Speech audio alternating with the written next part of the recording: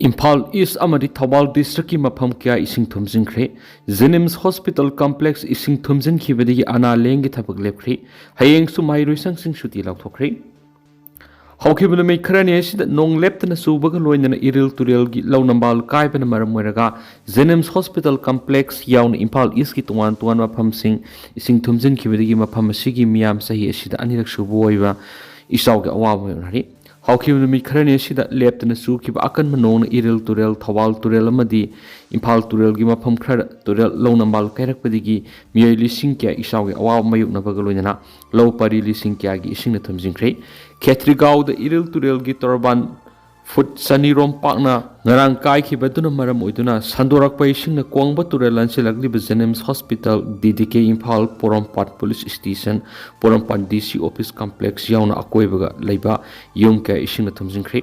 mafam adurigi sentorak pa ising na mathang thumjinduna laklaga kwangba nungthongbam leikai Standard College amasum kaikhogi area su ising na thumjingkhre mafam sing asiga puna leiminaba lawpham kya su ising na thumjinkhibana phau pambi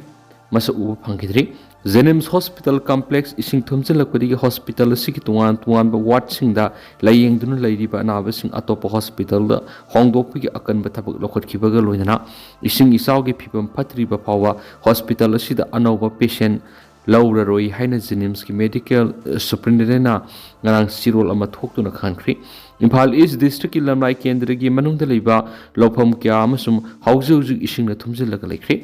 Maraksida state asida makhatana nong singi phibam phatabana maram oiraga hayeng September 13 state asida laiba mahairoi sangpuna musuti lauthokre Director of Education is amasum University and Higher Education tuan thokiba sirolda nong singi phibam phatabana hayeng September 13 su state amasum central government gi makhada laiba university private school sing aided school yauna mahiloi sangpuna maksuti oigani hari tampak ki mafam sing nong subigi sang khra hantharaga su tampak phauduna seli biturel singi ising imaidi hauju so duma gwang seli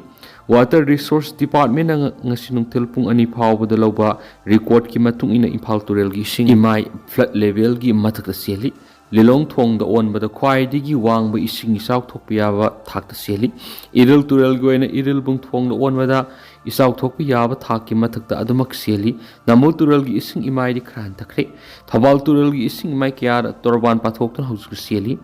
Thawal district ki mafam kya Thawal turel khai bidagi sinsilak bi ising na law pari lising kya thamjingkhre Thawal Khetri laikai wang matab Dr Maning laikai Thawal kaithal manak ningombam sabal tongba moijing amasum laisangtem ising na thamjingkhre khangabo kendra gi MLA o Sojukuman awaba mayuk nariba sing hakthengna yengsingkhre Thawal dishina su isaw mayuk nariba mafam sing da koina yengsingkibaga loinana relief ki thabak sing lokhatkre hari maraksida Imphal turel gi mang Imphal Meetei da ani thokna torban kairakpadigi maibam amasum usi warom da ising saw awaba miyam mayuknari ngarang numidang athiengbada mayang Imphal mibam konjin mayai laikai da sound ifut farakhi madugi matung tarakpa mayang Imphal turel maibam ani ga tainaba litan thong yoromdai yamna sangna amasum luthana torban kairakhibana Meetei edom da leiriba miyam isawge awaba mayuknari mafam adugi isaw nanglaba mafam sing asi wabagai kendra gi MLA usam debena koina satunu yengsingkhre Manipura Aikhoi Manipuri haiba wahi sejanaba si Meetei furuk khakta oiramani handak Meetei na aikhoi Meetei haiba wahi sejanaba yarakpa si Nungaite Biren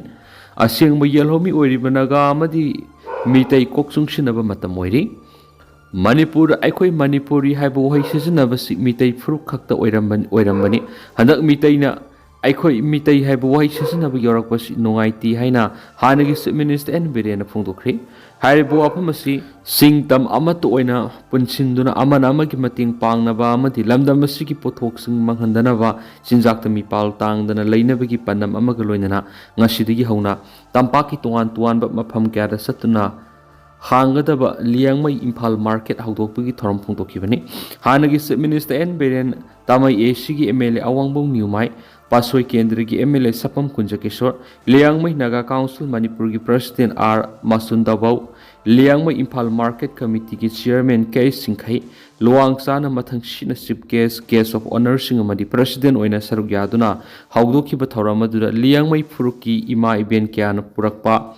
mana masing kya su yon bauki lengmo Imphal Market Committee na sinduna Sogolban Tera Kaithel leiba Ideal Club ta pangdokiba thoram madura saruk yara duna en Biren hai larik laisu hairaba sing amadi TV discussion phamduna miya mitmai panghanaba hotnariba singna Prime Minister gi wafam sing kupna nainabiyo Susampura pangdokiba thoram da governor na thamkibu wafam sing miyamna nainaba sangi Thiengna natraga nganna lakpaduna wafam ama oiraga lusingba ani eduna Manipur gi damak thamkibu wafam sing araiba nati haukiba puwari Manipura irang thokiba matamda karamba Prime Minister laktuna miyang unaba yawgi tawrakliba thaba amadi outcome sing yengadabani pangang nangangba tawbigano apunba khonjel ama thokwan chaiki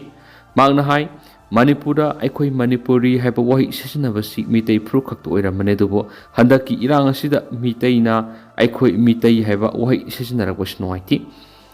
aikoi Meetei na lamdamasigi guardian ama oina Manipuri haiba wahi sisinaduna punamak konsinaba honaminasi lengana sakhanglaba tribes sing ama toina punsinduna hanagi Manipur ohinanaba honaminasi asyengbu yelhomi oiriba Naga amadi Meetei kok sungsinaba matamoiri Biren hai lamdam masjid irang lairabasu sako thaurangi thabak singa sisu leptana pekhali irang asiga mari lainana Prime Minister Narendra Modi na Manipur laklamba matamda phongtok lamba wafam amadi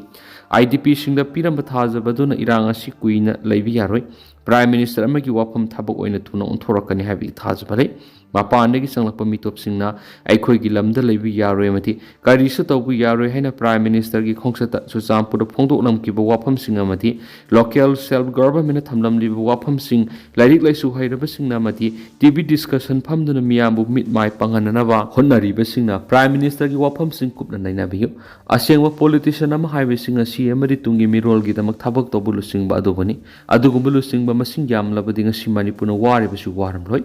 Manipur kanabagi damak thabak tawruba mahakpusu angau ko thana hona ki adubu ngamkiti ngasidi magna Manipur gi damak tawjakhiba sing tapna tapna khangba hore phamungda phamlaga social media da saibana oibi yararoi haujikti mahakna tawkhiba sing miyamna mehek singna khangba hore hena sphungdoki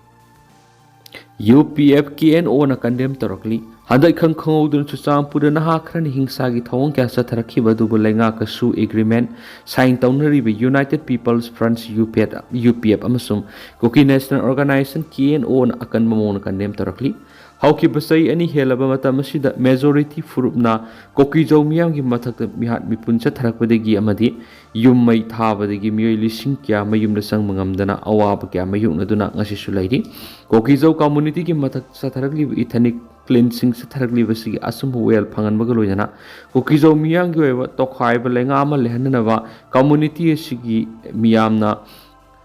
demand tawduna lakli Kuki Zo miyam gi matam pumbagi ingtapa punsi mahing amada lehanaba panamda legislature yaw union territory amagi formed separate administration ma lehanaba demand asi pibinaba central lenga ki Ministry of Home Affairs MSA ga UPF KNO ga wari sanabagi thabuk sathari asigumba sera sida aikoi isama ki town da amu hanjinaba hingsa gi thawng sathabagi thabak makhata na tawdanaba wafam sa thamlakli hari ado tentana sumna miyamna thamjagi haujikuina di miyam paus matang ase lusinjarage amasum makhata banau update miyam punanga mina saina channel sigi mekidigi myang phamda makhata na thamjari